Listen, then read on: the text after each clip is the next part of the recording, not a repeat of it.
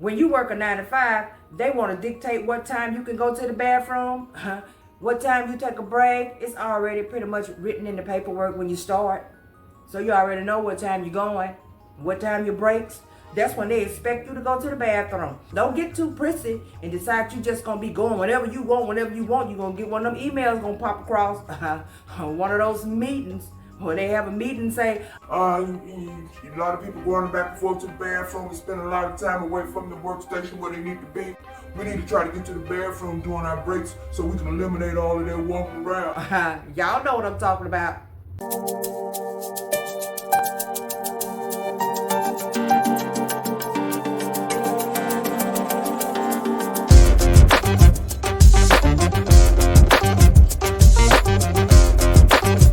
Someone say one time, I don't understand what the hype is about working for yourself.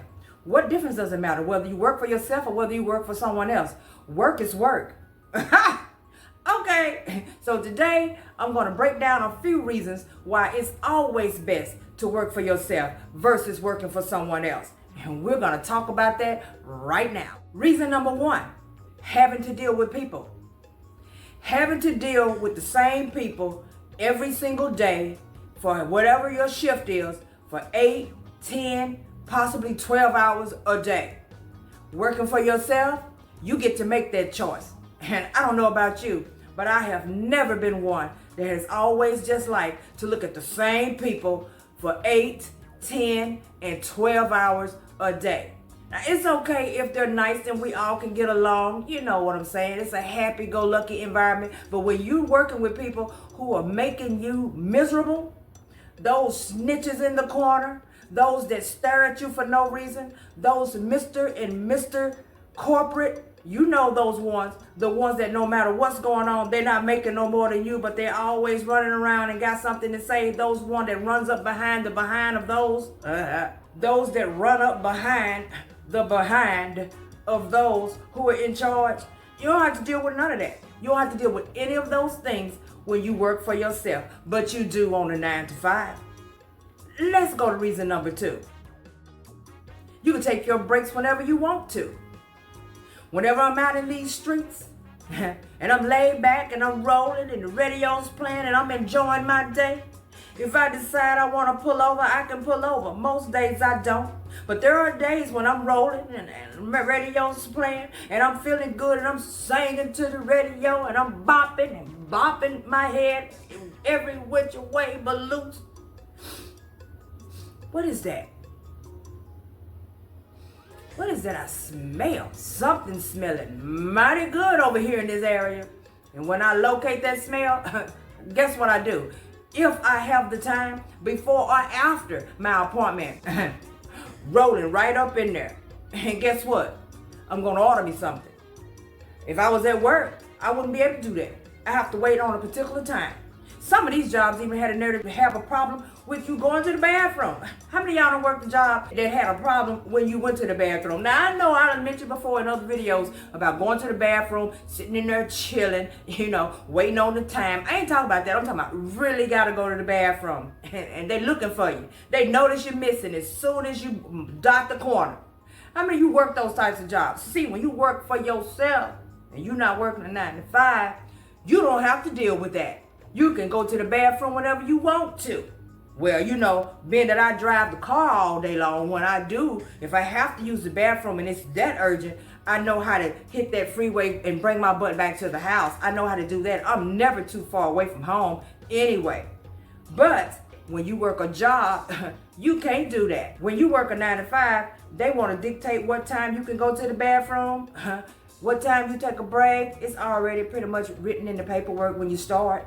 So you already know what time you're going, what time your breaks. That's when they expect you to go to the bathroom. Don't get too prissy and decide you just going to be going whenever you want, whenever you want. You're going to get one of them emails going to pop across one of those meetings where they have a meeting and say, a lot of people going back and forth to the bathroom and spending a lot of time away from the workstation where they need to be. We need to try to get to the bathroom during our breaks so we can eliminate all of that walking around. Y'all know what I'm talking about. Reason number 3, vacations. Vacation would always depend on when they really wanted you to take a vacation. You know, when you work for yourself, you vacate when you want. But when you work a 9 to 5, you have to go on vacation when they approve you to go. And heaven forbid if you have those old timers that work your jobs, and y'all know who I'm talking about. And if it happens to be you, okay, no offense to you, I'm just mentioning it and bringing it to everybody's attention, just for those who don't know exactly what it is I'm talking about. You got those old timers who every year they already have it scheduled way ahead of time. They taking Thanksgiving, they taking Christmas. It's the 4th of July. You go in there, human resource, or to your boss, I want to put in early for Christmas this year. Because me and my family, we going to Bear Mountain. We going to ski this year. Well, now, I wish I could. But Susie, she already got it. Her, and then we got John. He already had put in too. We try not to let too many people off at the same time. Now they got the nerve to deny your vacation. And now if you anything like me, you already know what you're going to do. It doesn't even matter if they denied your vacation. Okay then. All right, well thanks anyway. And on that day, don't do as I do. If you still work a 9 to 5, okay? Please don't do as I do, okay? But when I worked and they would deny mine, I just didn't come anyway. All right, you know what? That's too much. Reason number 4, days off. Period. Let's just say you want to take a few days off. Something has happened in your family. Now, we're not talking about bereavement. We're not talking about that. We're just talking about you just need time for yourself. And you know, I don't know how long it's been, or maybe it was this year or last year, or how long it's been since they started this, but they started this mental health day, where they allow a person 1 day off. Well, you know what? When I was suffering from chronic anxiety, I needed more than a day. How are they going to tell you how many days you need off for your mental health? You may just be physically tired if you work these physical jobs. I've been there, seen that, done that too. They don't want to let you off because most of those jobs are too busy trying to work you overboard in overtime anyway. So what are you going to do? You have to do whatever they want you to do or mess around here and be missing out of a job. So tell me which one you think is the best. I could take a day off when I choose. If I decide, you know what, next week I'm not going to set in appointments for Wednesday, Thursday either. Then guess what? I ain't going to set no appointments for Wednesday and Thursday either. Okay, I don't need anybody to dictate what days I can be off. I know how to handle my business. I know how to make sure I make enough money to take care of myself. I don't need nobody to tell me what days I can and cannot take off. You guys already know. It doesn't matter what the situation may be, or what your problem may be, what your issue may be, or what might have come up in your family. You still deserve to be able to take some days off without having to go through interrogation for days just to get somebody to say yes. All right, let's move on. Reason number 5, sick days.